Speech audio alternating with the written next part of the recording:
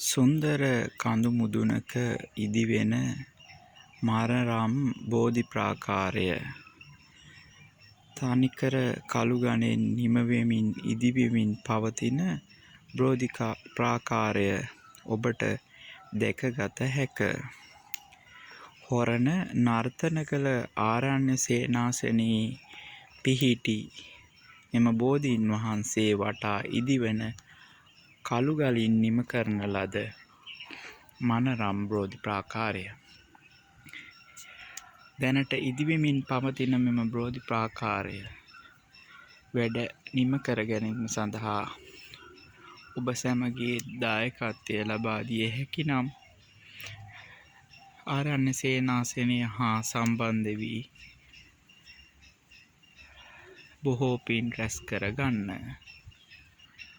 හොරණ නගරයට ඉතා ආසන්නයෙන් පිහිටි මෙම ආරණ්‍ය සේනාසනය මනරම් කඳු මුදුනක පිහිටා ඇත.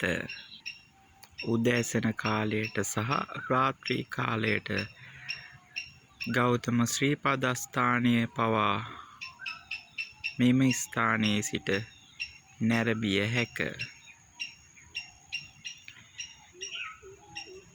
මේ අප ආරණ්‍ය සේනාසනයේ චෛත්‍යරාජාණන් වහන්සේ.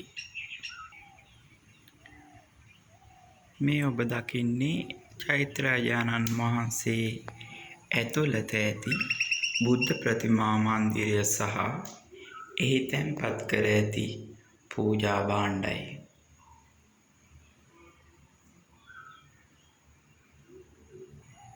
ඉතා මනරම් කඳු ගැටයක පිහිටි මෙම ආරණ්‍ය සේනාසනය ඔබ සැමගේ සිත් සතන් පිනවීම සඳහා මහත් වූ පින් ඇති ස්ථානයකි. මෙම ස්ථානය හොරණ බක්කුල මහා සෑය සමිඳුන් පෙනෙන මානයේ සිට ඔබට නැරඹිය හැක.